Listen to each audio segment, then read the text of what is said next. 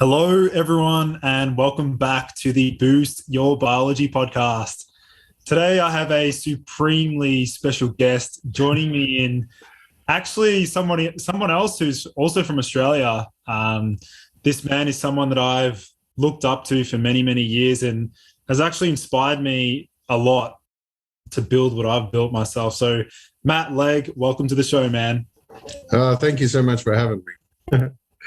So, Maddie, do you want to let my listeners know a little bit about, I guess maybe how we connected and then also your journey? Yeah. Well, I don't know so much about my journey. It was just, I was a naturopath originally, but I was always fascinated about the reading and the case studies more. I used to research every case a lot and try to work out new stuff. Like everything was a learning experience. I started compounding a lot of my own supplements in my clinic rather than just using the products that were available. And I found a lot of those ingredients would work better, just with different synergies that were more personalized for the person. But, we get capped, with how many people we can see per hour. We can only help so many people. So I started getting more into the formulating and educating, hopefully being able to help more people per hour through sharing information and making other products are available. So they made ATP Science, the ATP Project podcast, did a lot of seminars and stuff like that through there. And now I'm taking a step back from the corporate life sort of thing.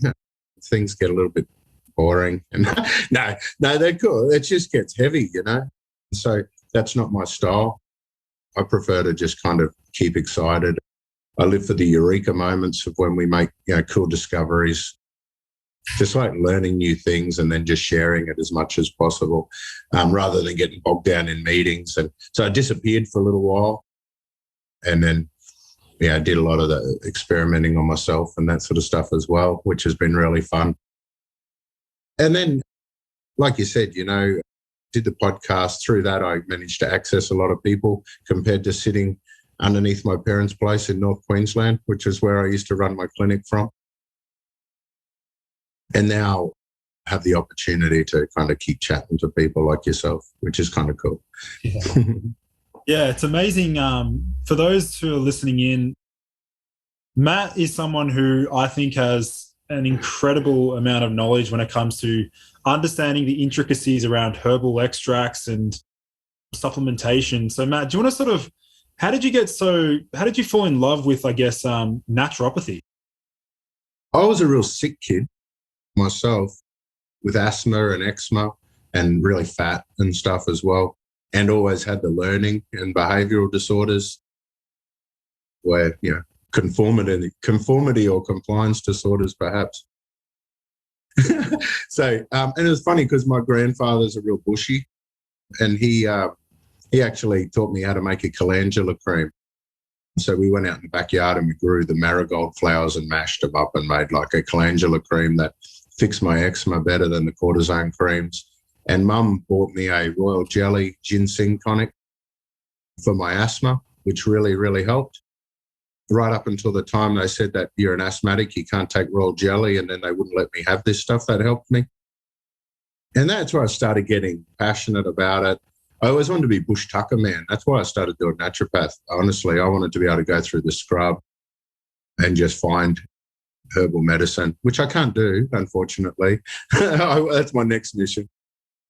And I was really fascinated by a lot of the indigenous medicine and what the Aboriginal elders would tell me and, that sort of stuff up north. I got really caught up in that. And then I got really excited about the potential of creating, like medicine straight from the land and more of a first aid kit originally. But then I just got so excited about the biochemistry, the pathways, the mind mapping. And when I talk about mind mapping, even just when I was in the naturopath clinic, I used to have massage tables there. Massage bored me a bit too, So I used to get butchers. I go down to the newspaper and get the end rolls of the newspaper and cover the massage tables with that and have all my coloured felt pens and do all my mind maps trying to work out my customers. And it was so funny because I used to stay up late at night and I get so excited researching this case that affects 1 in who knows, very rare case that no one researches. And I just get fascinated by it. And then, have my big eureka moments in the middle of the night, fist pumping, I'm loving it, so excited. I think I've worked something out. And then I'd sit there with all of these documents and papers and mind maps and present it to my, 80-year-old Maltese cane farm and grandmother with a rare condition that no one else in Australia has, who doesn't actually care, and then you're like, and then you try and take it. You just, you know what I mean? As I got so caught up with that, being so excited about discovering the weird shit. And then when I could actually go buy those raw materials and then bring them in-house and make them myself, that did make a massive difference with, my understanding of the different types of extracts, how they relate. Because, it really bugged me as I used to read a lot of these papers. And then I'd go and search for these materials. I'd find them in an existing product. I'd buy the product in and use it, and it just wouldn't work the way the papers would work. And that really bugged me. And that's where I started researching more into how did they design the study, who designed the study, and why did they do the study? What was the actual material used, to the point that I was that weird kid, again, from North Queensland, that would email and call up the actual author in the paper, and I'll be getting onto some Chinese hospital, and they'd be running around trying to get someone that could speak English that would answer my questions. And then they'd put me onto the person that they got the herbs from. And that sort of, I'd go full detective. I had no idea that that's not what people normally did. I just kind of got excited about, I just wanted a result, so, and that fired me up. I got really excited. And then when that particular individual didn't really care so much, or their doctor disagreed, or they hadn't yet seen that on the news or at the flyer at the chemist, I must have been weird.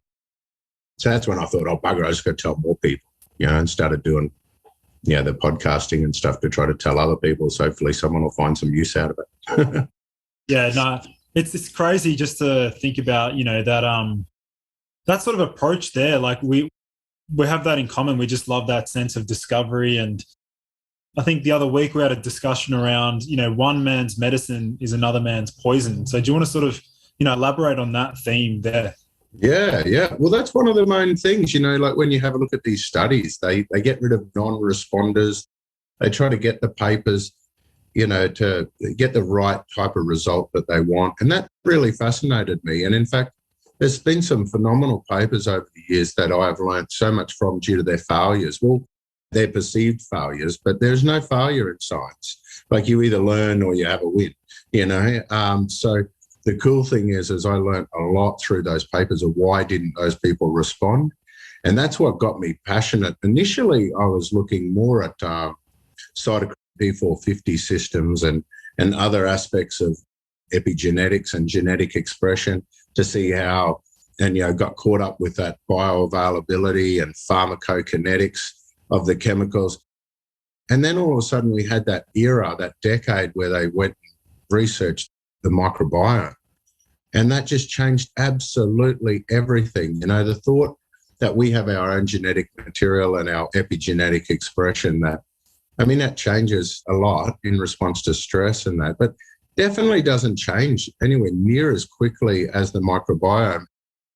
And one of the main reasons why one man's medicine's another man's poison is specifically relating to that microbiome. For example, like nootropics or pre-workouts. Nootropics in particular, they're one of the things that really spins me out, because I can give one compound to one person, the same compound to another, and have almost opposite effects. Yeah. And then I can see, it really spins me out. You look at things like choline or carnitine, that we look at these ingredients that might support certain neurotransmitters. We take choline and carnitine to increase acetylcholine and dopamine, so that way we're smarter. And we also know carnitine supports fat burning. It's a great source of fuel and all that sort of stuff. So we look at them in that aspect. And then choline, we're talking about ingredients like betaine, which is trimethylglycine. We're looking at alpha GPCs, lecithins, of phosphatidylcholines, all these famous ingredients to make people smart. Now, if you have the wrong type of microbiome, not even the wrong, that's a bit arrogant of me to say that there's right and wrong, but if you have a particular microbiome profile, they hijack that carnitine and choline that should make you smarter, should help you with your energy, and should make you have nootropic effects. The wrong bugs will actually convert it to TMAO, which will make you smell like fish and cause hardening in the arteries and eventually Alzheimer's and dementia. You know, to think exactly the same raw ingredients could go down either pathway and has almost opposite effects. And then I get all excited because then I realize that these herbs that they say can't possibly work because they don't get absorbed. But we know they have these amazing effects on our brain and our heart and everything like that. And then you realize, oh, those things are working on the microbiome. And then I get even more excited when I realize that we already knew this. That's why we used to marinate our food in those things to stop them smelling fishy, you know, and going off, because that was the microbes converting the choline and carnitine that made it smell bad. When we eat it, if we have those microbes in our gut, then we actually build up inflammatory atherosclerotic plaque-forming chemicals as opposed to amazing things that make us feel smarter. Now, that can totally change the same ingredient. That's why they say in one study, we talk about these things being great for us. And then the next study, they say, don't eat eggs. It's going to cause heart disease. And you're like, oh, but what if I added some dill and capers and other bits and pieces to my eggs that happen to be high polyphenols that will change the pathway? You know what I mean? And that's where we get beyond one man's medicine, another man's poison, start looking at synergy and how to find ways of, you know, making it work in most people, or working out why it works in one and not the other, and having a look at the microbiome as well as the cytochrome P450 systems, as well as genetic expression and that sort of stuff. So, yeah, that thing messed me up. And then, you know what messed me up more? Posture. Then I started freaking out about posture and like facial expressions and all that weird stuff, because what I realized is I could be, and I read one of your posts too, you were talking about facial expressions that may be linked in with mood states and stuff like that. It is so full on, man, because I could go and give you all these amazing chemicals to drive, you know, acetylcholines and dopamines and that. But then if your traps are locked in, if your head's sticking forward all the time, if you're sitting on the balls of your feet and your toes are like gripped into the ground, then your brain thinks you're about to punch someone and run, regardless of how much fun you're having or what supplements you're on. Your body will switch your neurotransmitters to be survival mode, because the vast majority of signals going to your brain at that point in time suggest that you might be under threat, rather than spending a good time to meditate, relax, you know, short-term memory, concentration span, study. Probably not a good time for that. Probably our body's suggesting we're under stress, we should probably run. So those same pathways can just be hijacked and taken down another way. So the more we learn, the more we realize we get into everything's so holistic that you can't specialize, you know, at all. So, yeah. And I remember, I think a long time ago, you mentioned around, was it the Ginsenosides? Yeah. Yeah. Do you want to explain that amazing sort of, yeah. Well, you'll see that Ginsenosides are involved in a lot of the, here, as you're talking about pre-workout supplements or nootropics or tonics and that sort of stuff. So ginsengs, gynostemma is another, the poor man's ginseng, and that sort of stuff. A lot of those things actually work through those exact mechanisms. So they will actually work when someone takes carnitine or choline by themselves. It could go down the TMAO pathway. These little suckers help to control it to go down the right pathway, where it helps our support, our brain function and our performance. And hey, the other thing that they're noticing is the same bugs. And this is where I love it. It all starts to make sense. And then we go back to, oh shit, we just go do, you know, the smart stuff, you know, eat well and be healthy. Because what you'll find is they're also involved in the nitrite reducing microbes. So, you know, I don't know if you remember, they had those studies with the fruit and vegetables full of nitrates. They helped to vasodilate through nitric oxide.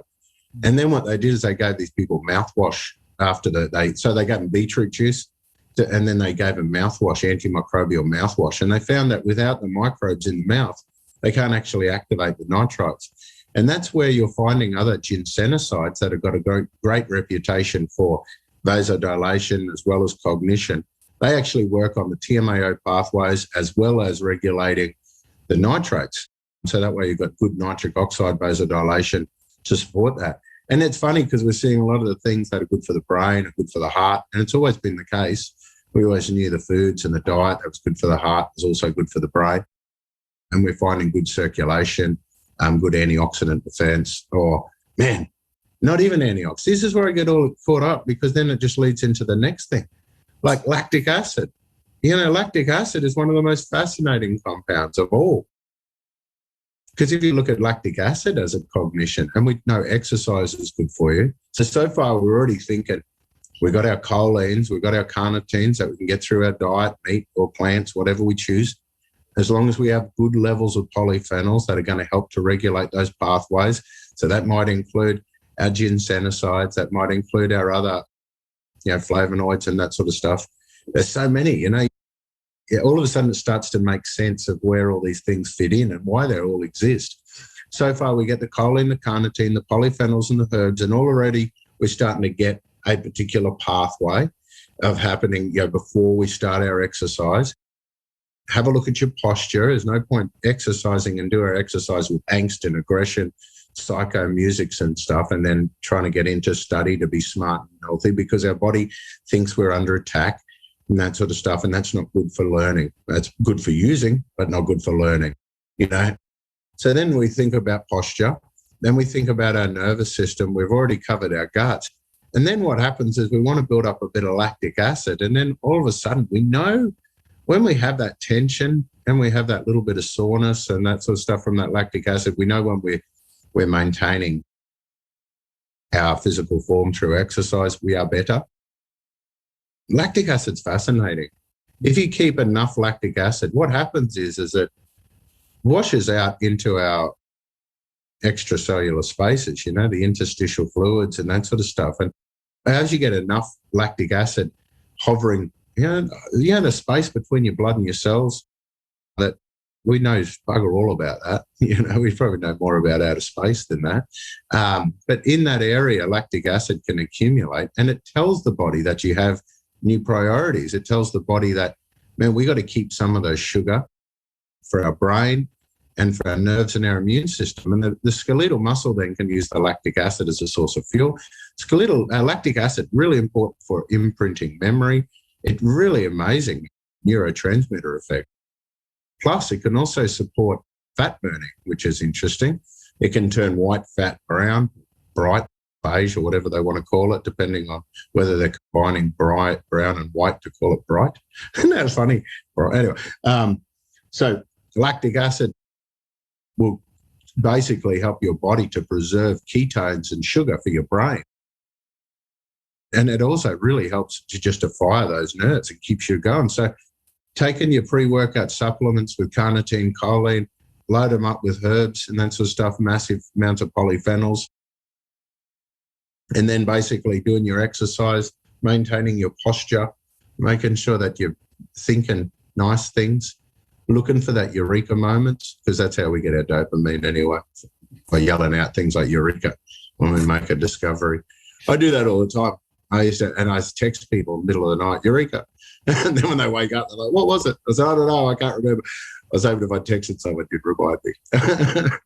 It's funny, Matt, back in the day when you first released the Modbiotic, the gut right formula, for me that was it was probably the most incredible formula, just based on the way that you explained what the product does and how it works. Do you want to, because I doubt many of my listeners even know what that term Modbiotic means, but can you just talk about that?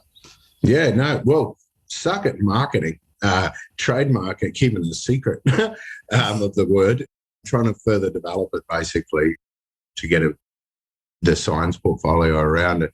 But what I noticed with the naturopath clinic and in my experience treating people, most people have an overgrowth of bacteria. Very few people had deficiencies of certain microbes. You could have definitely strain-specific deficiencies that you could benefit from supplementing and that sort of stuff. But in most cases, that was because of an overgrowth of something else, So, and people use words like SIBO, but which stands for small intestinal bacterial overgrowth. Dysbiosis is an overgrowth. Then we look at candidiasis as an overgrowth, Clostridium overgrowth, all these Klebsiella overgrowth. It just keeps going. They're all bloody overgrowth. And what I noticed is we're always taught to have this varied diet. We get taught to have a specific diet, whether it's a FODMAP or a lectins, whatever. That changes all the time. But we don't change it enough with the seasons. And so what happens is our gut, a very important part of our evolution was our synergistic relationship with our environment through the microbiome. Those things are designed to live through feast and famine. They're designed to have a fruit season. They're also designed for you to be relatively local. They're not expecting you to be able to fly all over the place between meals, let alone fly those foods to you. So we would normally eat what is on the trees in our local area until it's gone and then wait for it to come back, So the problem is we now can eat eat the same fruit all year round. You can get into the habit of eating the same foods every day. So you can have a balanced diet, but not a varied diet. Now, if we consider that polyphenols that are there, so polyphenols, we talk these Modbiotic compounds, something just popped up on my screen. I'm not going to say distracted straight up. So these polyphenols are the compounds of the poisons inside in the leaves, the outer leaves, fruit, veg. They're designed to protect the plant from bugs. Just like when we eat them, they're designed to protect our own guts from an overgrowth of bugs. Stop all the bugs from overeating sugar, because it's these bugs that are making too many compounds, the wrong type of compounds. They'll steal your tryptophan. Like if you have a look at things like this, man, neurotransmitters.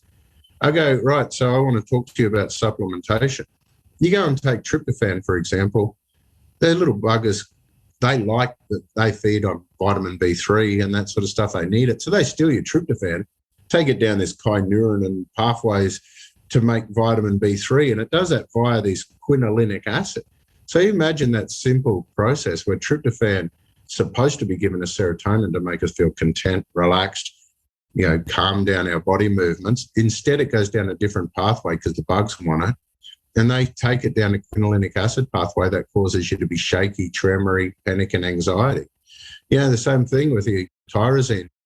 Through cresol, they can be making this bloody cresol stuff that totally screws with your ability for tyrosine to go down the noradrenaline dopamine pathways via phenylalanine.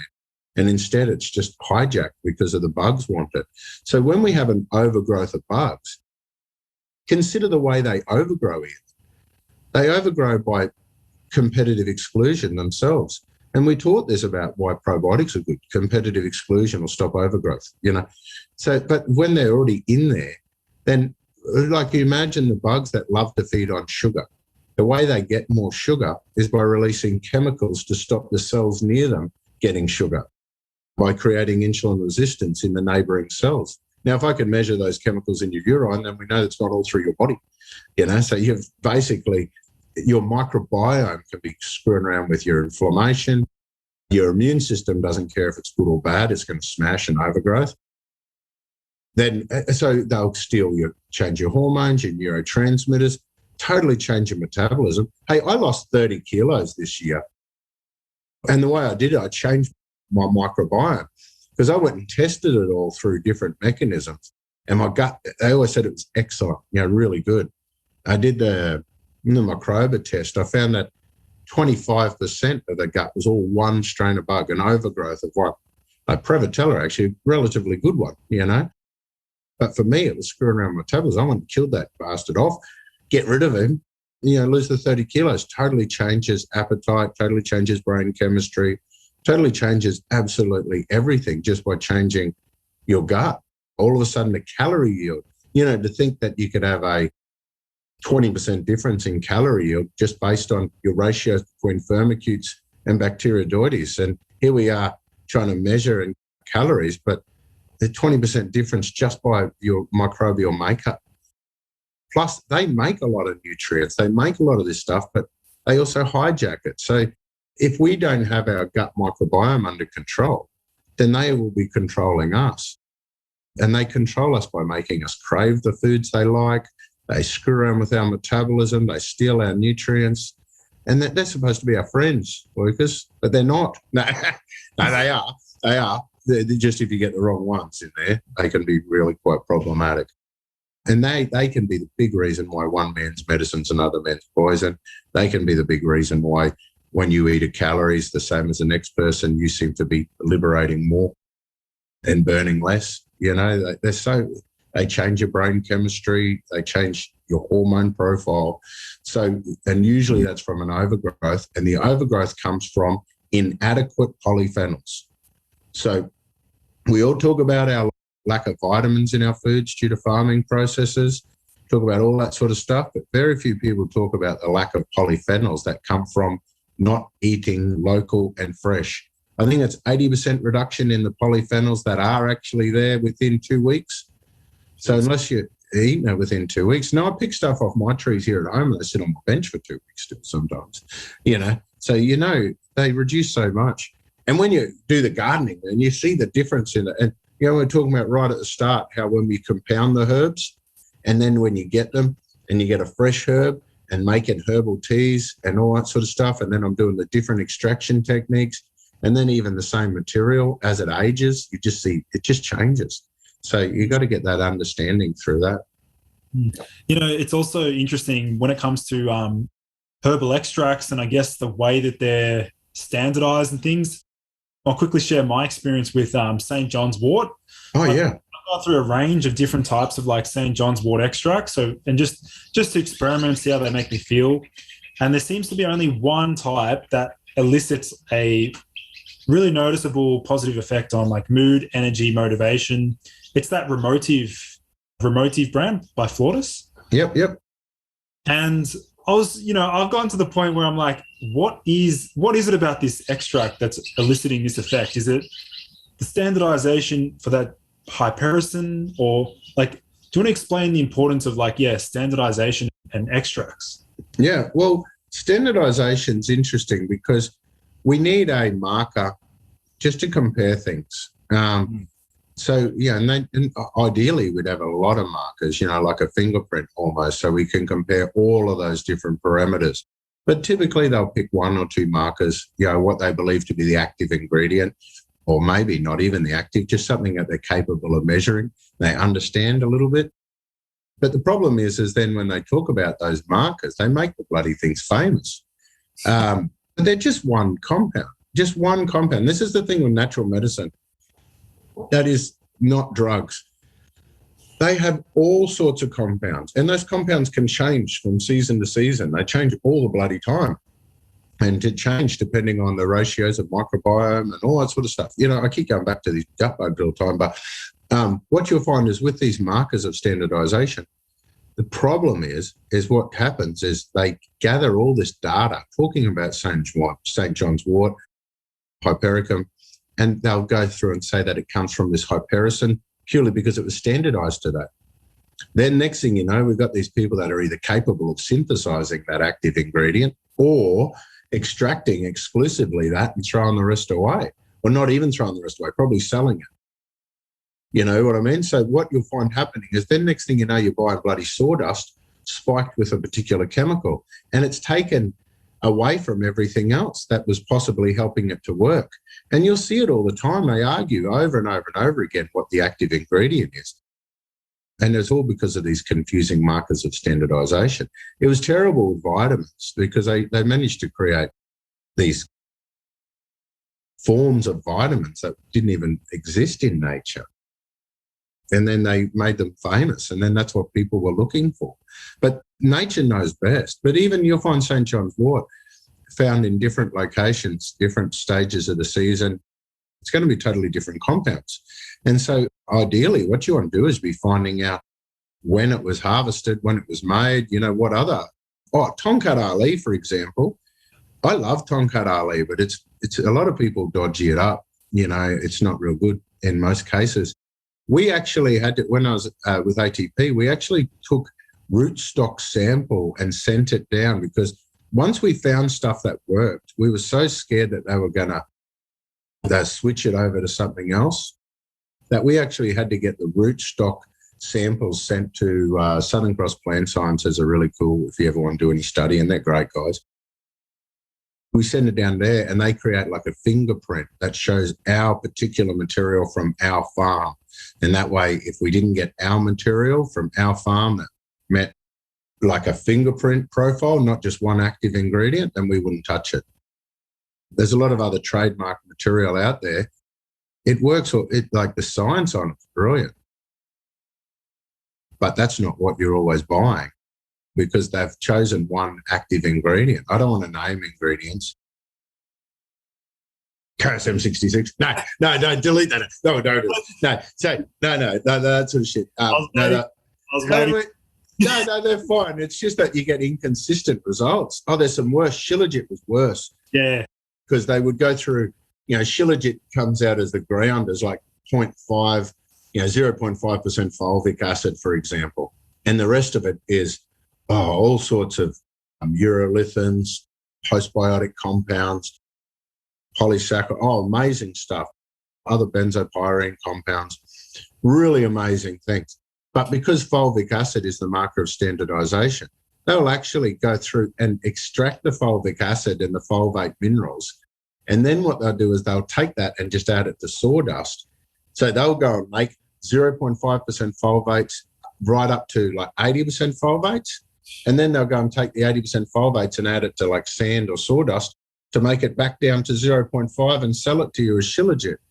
In the meantime, they've gone through and changed it over and over and over again. So having Shilajit was one of the harder ones as well, because we need to look for the epigallic and gallate catechins, or whatever you want to call bloody ellagitanins, is probably the umbrella term for them. You want to measure ellagitanins, ellagic acids. You want to measure the urolithins that are generated from that. You want to get the polysaccharides, all of that sort of stuff. And then the last thing that you measure is the fulvic acid, just to make sure that it's still dirt and not a plant compound. And they just flip the whole bloody thing. And then we're so confused trying to work out what's going on. And that's the same thing with when we found a Shilajit that actually worked. We secured that part of the hill to make sure that we would get, that same material consistently. But even then, we still had, multiple mechanisms of measuring stuff. Mm. And there's ways of loopholes. Like you've seen that St. John's wort you mentioned, with that. Florida's has some great products, by the way. And I don't know if you'll notice, but they often significantly lower doses to competitive products. They'll be yielding a lot less of the active per capsule compared to everyone else, yet it works significantly better because they'll use an actual plant extract rather than just getting something that's sawdust standardized to an active ingredient that they then throw in just to hit those numbers. It's incredible. The other thing that you're really well known for, Matt, I guess, is your creativity in terms of administering, applications of herbs, like topical creams, things like that. So do you want to talk about some things you've done over the years there? That was a cool thing about starting off in a naturopath clinic and doing our own compounding, is that we just force stuff to work one way or the other. We used to make those cosmetic products, and that TGA took them off us now. But, the way I originally made those in my naturopath clinic was wild. I used to actually boil up tea, used to boil it up as tea, and then I'd soak wet towels in this stuff, and then wrap the people's legs up, and then, hook them up to an electrical current, basically, through this microcurrent machine. And the prosy could call it iontophoresis, was the flash word for it, but it's basically electrocute them to force the herbs in through the skin to get to the subcutaneous tissue. And that was kind of cool until we worked out how to actually just utilize hair follicles and certain ingredients that made it work better. And it's interesting because another example of what you talked about before, they did studies with guarana, where they had guarana as a herb with caffeine, and they compared it just straight to caffeine. And the herbal one worked better, than the active, even though it was significantly stronger. Same thing with coleus forscoli. Forskolin by itself didn't work as well as forskolin when it's combined in with coleus. So you just find synergy in nature that you just can't recreate in a lab. So delivery formats. The other thing that I was very passionate about was understanding you would have seen a lot of this data now talking about, carbohydrate or caffeine rinses. Like we have this ability just to swish stuff in around our mouth and work on these receptors that tell our body something's going to happen and then spit it out, and it still works. It just spins me out that. And I got caught up for a while there with looking at PPAR receptors and all that sort of stuff, that they're basically telling our body what's coming in. Is it oil? Is it carbohydrate? Are we going to be burning ketones? Are we burning fat? What's going on here? Or we got nothing coming in. We're just panting out carbon, that'll totally change your priorities. So that's when I started making, I think I was one of the first actually to make what they call now as a new category, which is a lipid-enriched beverage. So we just did the oil bases because trying to avoid the starchy compounds, even the artificial sweeteners, a lot of those sort of things were having effects through PPAR receptors and altering the microbiome. So if I want the body to burn oil, then we use oil. If you want the body burning carbs, then we used carbs. That sort of stuff got really kind of exciting for me. So yeah, transdermal. Yep. You're talking about AMV, right? Yeah, AMV was cool because no one had ever done that before, and it was looking at a lot of these PPAR receptors, and man, makes massive effects. Hey, just changing the way these oils can change the priorities within the body, but they don't work if you screw around with it and throw the carbs in as well, sort of thing. You know what I mean? So it's like trying to be really strategic with it.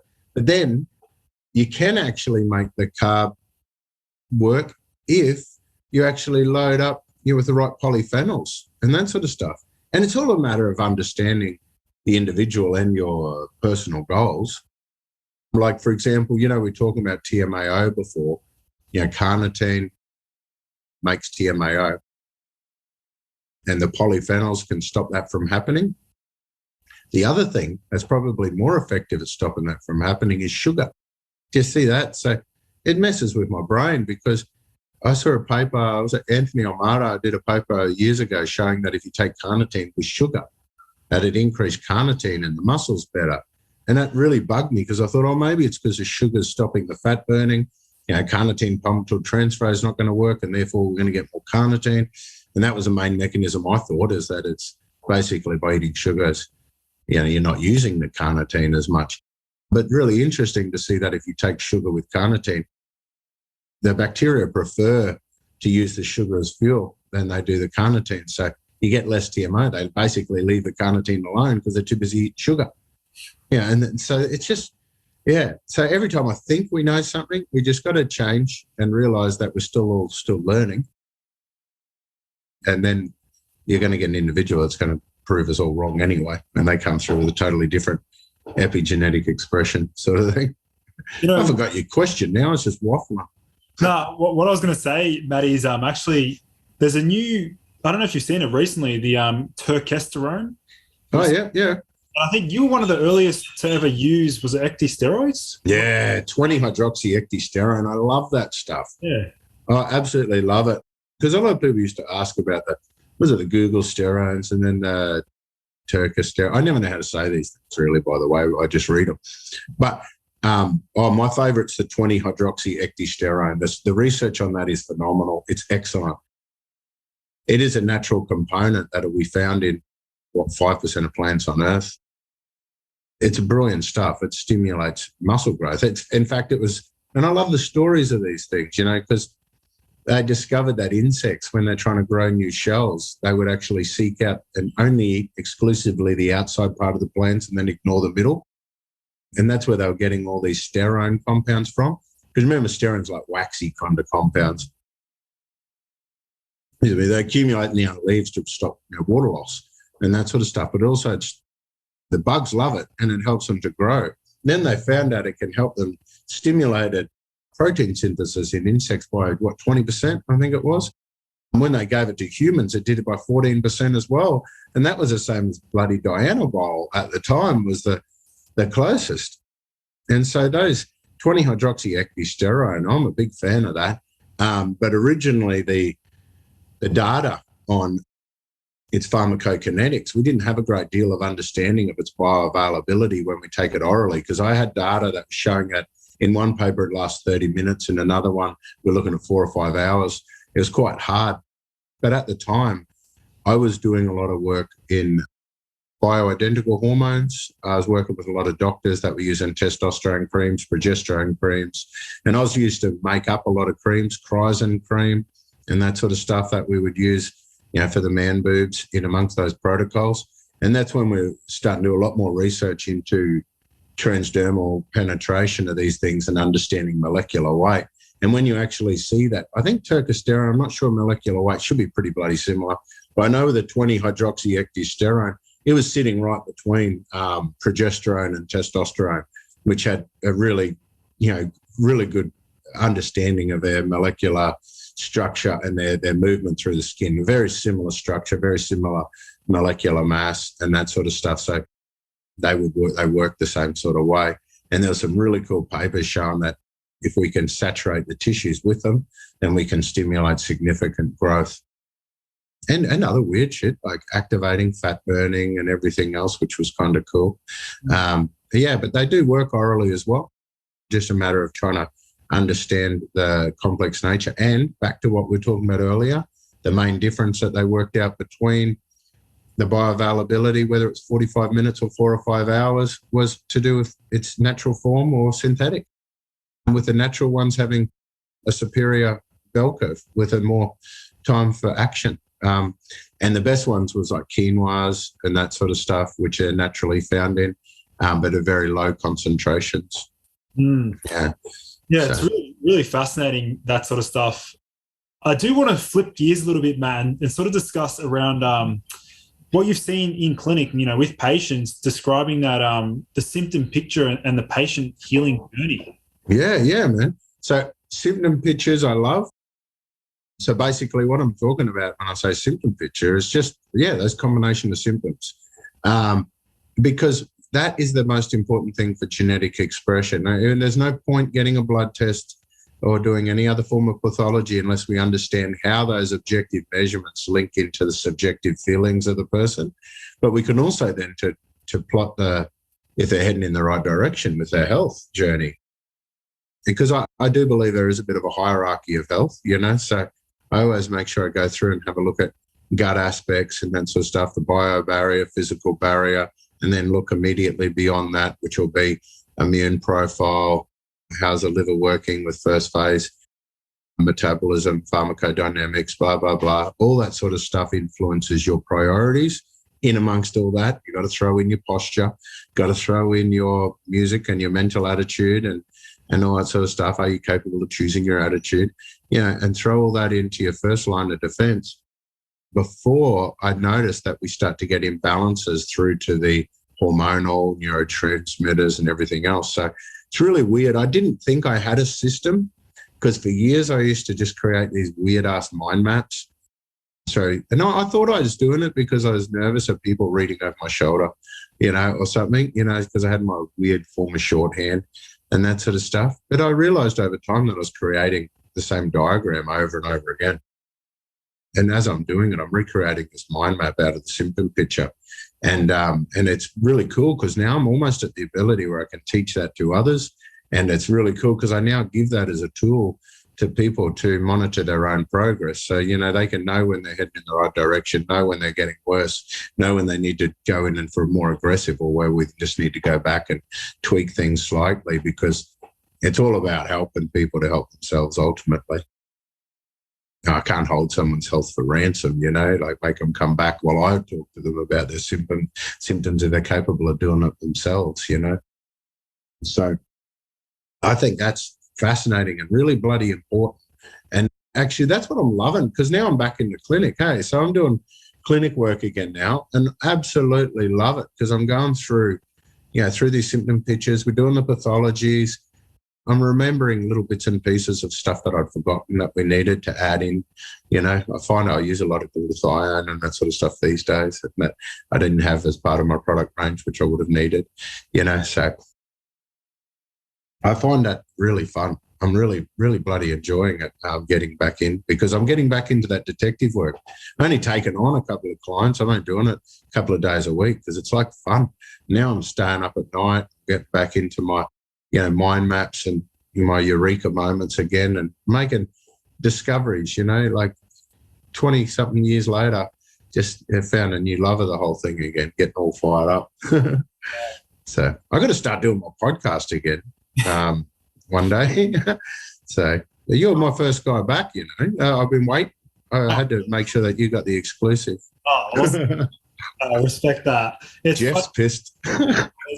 It's funny, Matt, even with that patient healing journey as well, like clients forget where they're at. Like they forget where they were. I remember you talking about this, No, they do, man. I sit there, come and go, like every day I wet the bed or I got a headache or this is ruining my life, like the fire, the pain, it's like this full-on dramatic sort of stuff. And then they come back a week later and you go, how do you feel? And they go, not too much different. And I was like, oh, really? And I'll go through their case, their symptoms. This is why I collect a lot of the symptoms and with a lot of quotation marks, like, you said, I hate it when people do that. You said this. And I was like, so I'll go back to them. You said. So anyway.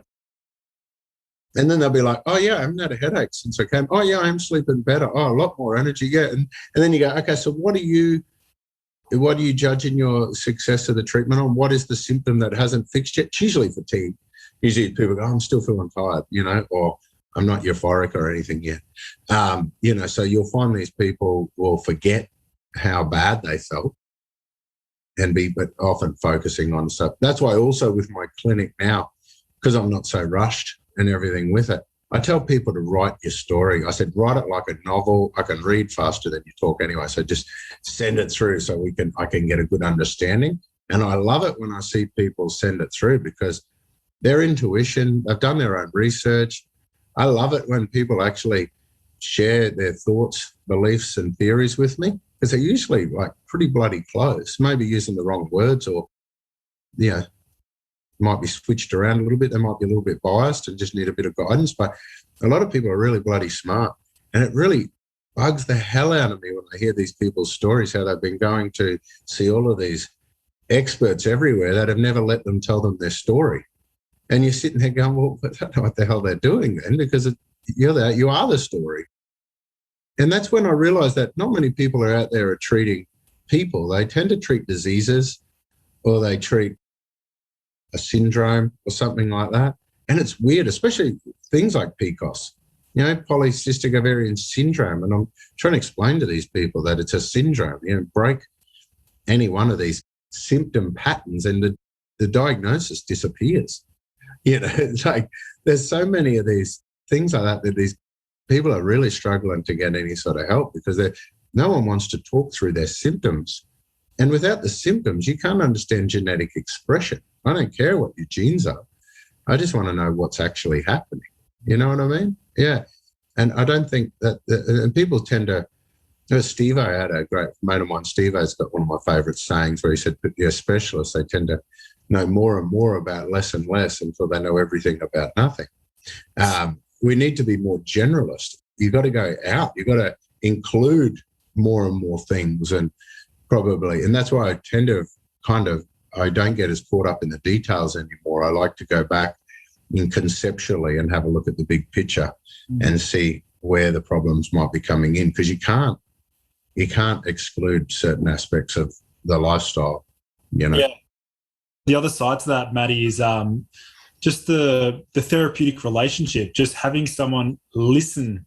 Whereas, like most doctors spend how long? Maybe 5-10 minutes. Whereas as a naturopath like yourself, you're there listening to their story. And part of that healing is maybe less so about the actual prescription, but actually just being there, listening to them, paraphrasing, and just showing that you care about their health. Explaining. I mean, I used to think it was kind of wanky, like as an ego stroking thing, that I could explain someone's symptoms through biochemistry. Yeah. And so I used to do it thinking, I'm so smart, I can explain big words and show them why they feel this way. And then I started thinking I was a bit wanky, a bit egotistical. I kind of stopped doing that as much. But that's a very important tool. People want to know that they're not going crazy, that you've listened to their symptom picture. And the worst thing, some people think that they're falling apart because I've got a symptom all over the place, But when we actually break down those symptoms and show how they can be connected, how we might have maybe 1, 2, 3 common imbalances that are manifesting all of those different symptoms, or at least 80% of them. Once we show people that we've collected your symptoms, we've listened, we've made significant change, because you may see now 80% of these symptoms have just disappeared. And now we're down to the bottom, getting into the nitty-gritty. Without that discussion, people don't understand it. And then what you can do is, through explaining those symptom picture using biochemistry, it helps us to explain what our plan of attack is moving forward. If I haven't explained to you why you feel this way, then you're not going to understand why I want you to take this horrible tasting bloody herb or rub in this cream or something to change that symptom, and why it's so damn important, and why it's important to do all of it, not just pick and choose, and also why you can understand then that you might be taking the tablets because they're easy, but you may not have been doing the diet, may not have been, thinking about exercise. You may not be getting enough lactic acid beta. So I need to explain the whole picture to people so that they understand they're not broken. For starters, they're actually bodies. This is their adaptation to something going on, and that makes them strong. Symptoms are signals of strength, in my opinion, in most cases, not signals of weakness. They're there to tell us what your body's currently doing and looking at as a priority, which gives us a chance to actually go back and fix that bloody thing, And ultimately, for a fact that that we don't fix anything. Herbs don't fix anything. People fix themselves, and that needs to be holistic. So part of that, they need to believe in it. And the only way to believe in it is to bloody understand it. Unless I come in and say, just do what I say, or I'll take something away from you. That's so well said. And so it's so relevant even right now in the current environment that we're in. Yeah, the ability to actually understand your own condition or understand your symptoms can actually reduce a lot of the burden or the stress of actually having the symptoms themselves, like actually understanding. Especially in amongst it, you have a look at what's like panic attacks, a classic example. Like I can think of 3 or 4 different types of panic attacks now that don't actually link to brain chemistry. They don't, they're not directly linked to antidepressant deficiency. You know what I mean? So, you could look at the lactic acid style where they're too busy panting. They got to pant out the acid. They get the tightness in the muscles. They get the tightness in the chest. They'll get the sweating. Their brain will go stupid. They're too busy trying to pant out that they can't take in a deep breath. And that comes with tachycardia and muscle tension and tightness. That sounds like a panic attack. And then you get the same thing with vestibular injury. You get these people that have got an old inner ear problem that might have come from a car accident that they've now called PTSD, or it might have come from an ear infection or something, or just structurally their neck might be out, But the same thing is the brain's collecting data. It doesn't know where you are in space and time. That can trigger an immediate panic attack. But I would treat your ear to fix that. And I would see that you can't track when I do my fingers, your vestibular injury, you can't do this, you won't be able to close your eyes and balance on one leg. And you may even tell me that sometimes you wake with panic attacks, especially when your feet are off the ground, your eyes are closed and everything's dark. And then you might tell me that you're really clumsy in the dark as well, which adds to your panic. And then I go, oh man, that's your ear. That's not even brain chemistry. Then we might be able to go through, and that lactic acid or the acid type of anxiety, then we can go through and find out that maybe you're anemic, or maybe there's this, maybe your body thinks you're bleeding to death because you're so low in blood. There's so many different manifestations. Is your adrenal sympathetic nervous system overactive, or is our adrenal cortex not capable of switching it off? So this exact same symptom that might be diagnosed as a word and then treated with a particular strategy, that could be so different every time. Now, for most of those cases, the explanation around that is adequate enough to break the cycle. They're like, oh, cool, I'm not actually panicked. I got a funny ear. And if I do some ways of just kind of understanding it, classic examples, posture ones, man, because these people get caught into the posture. And then all of a sudden you've got these people manifesting a feeling of anxiety and panic. And I've told them that if it's a posture thing, your traps will be up, your head goes forward, you're on the balls of your feet ready to launch. And I tell them that if you feel that, we want to ground. Okay, we'll talk about grounding. You know, I might do it all hippie too if it's a real hippie person. I might do it really scientific if it's a science guy. Or I may say, put your heels on the ground, force your heels into the ground to activate your adductors and your hamstrings and get off the balls of your feet. So that way we can totally change your center of gravity. So you change your whole nervous system by pushing your heels into the ground. I don't care if you call that grounding, calibrating, adductor activation, posterior chain activation. It depends on whatever language you choose. But the process of feeling like you're about to run off an attack and you're about to have a panic attack, and then all of a sudden your focus changes from your brain going, what's my immediate danger? What's my stress? Is it these people? And because you'll always attack who's closest, which is usually family and loved ones or work, you know. And so basically all of a sudden these people are going, oh, it wasn't them at all, it was me. I've got to put my heels on the ground. And then, oh, look at my traps. I've got to drop my traps. I'm frowning again, and I've got to do that. All of a sudden, your brain has totally gone away from having an anxiety panic attack associated with being in a shopping center or traffic, or, you know, like whatever you're looking around blaming, and going, oh, there is things that are happening in me right now that I can control. I'm in an environment and in a world that I can't control. And in that very moment, you can break that cycle by calibrating your body in a protective mode, even when you're surrounded by stress. Because you can tell your brain that you're not actually under life-threatening stress. And look, I'll prove it to you.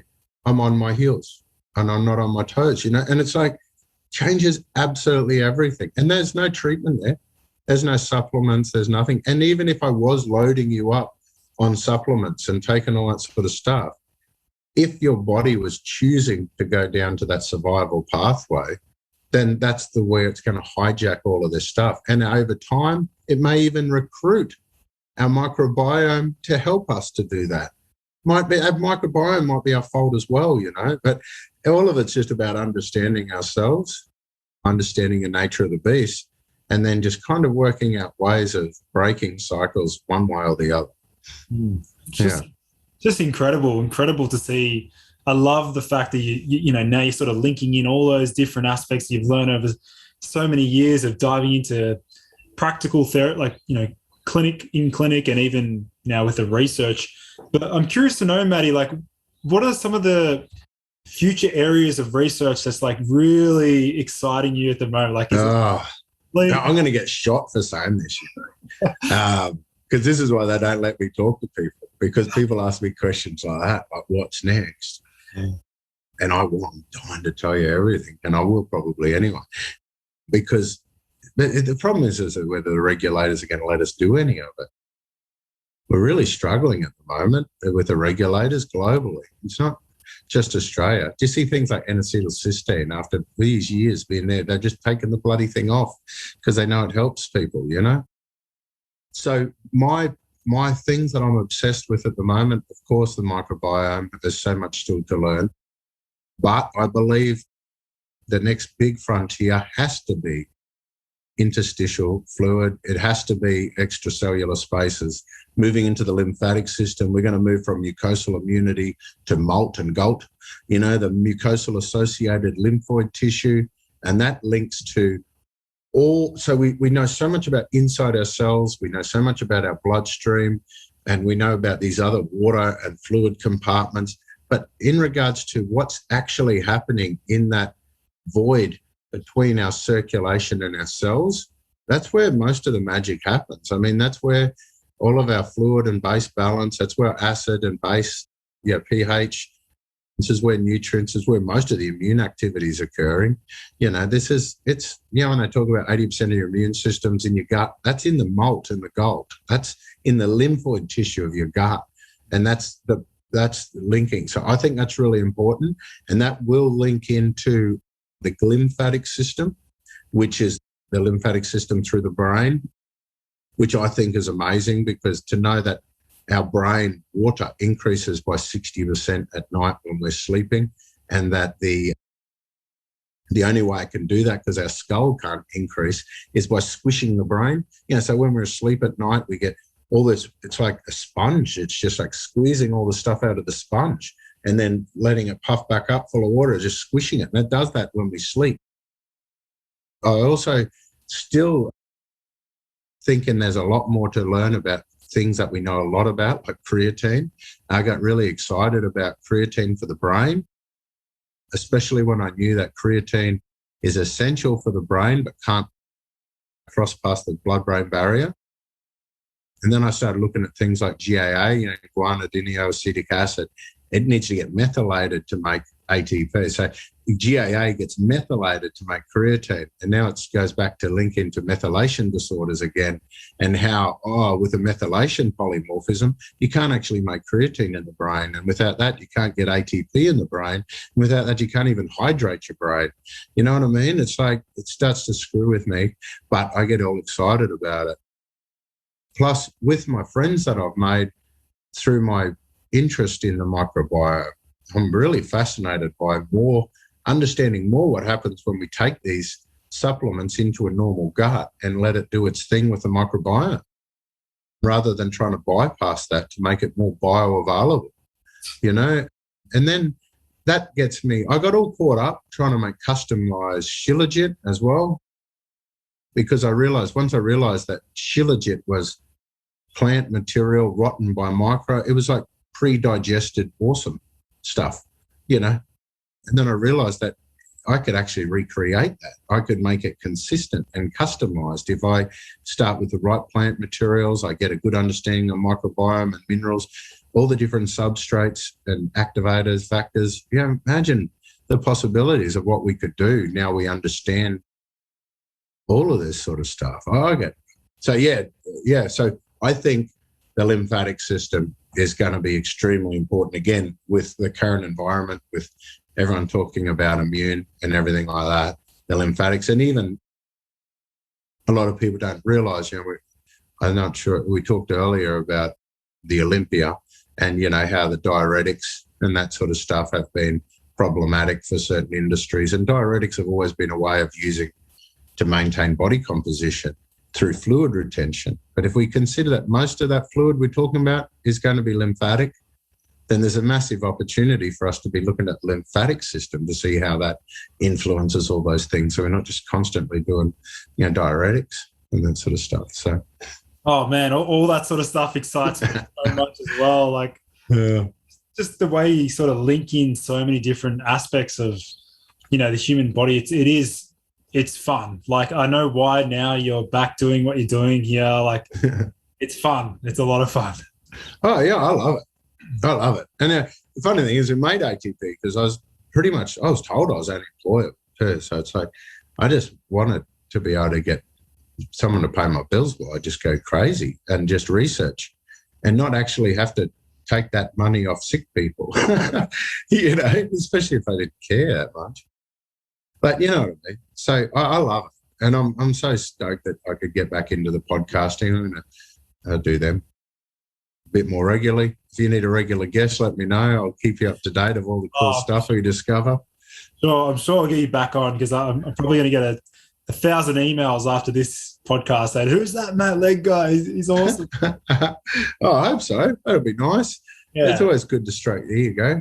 Of course. So, Matty, where can, if my listeners want to, connect closely with you, where can they find you at the moment? MattLegge.com. I couldn't think of anything else. So I have a webpage, MattLegge.com, and Legge's about Legge. And a double T for Matt. I'm not one of them other single T. Awesome. Yeah, so just MattLegge.com. I mean, that's pretty boring. My email is matt@mattlegge.com. I'm going to get a business card with a picture of me saying, and this is Matt. And then I've got it covered. That's so good. Well, I'll be sure to leave those linked in the show notes. But Matty, thank you so much for coming on the show, man. I've been... my pleasure. It was awesome. Thanks for having me, man. I really appreciate it. Thanks, Matty. All right, cool.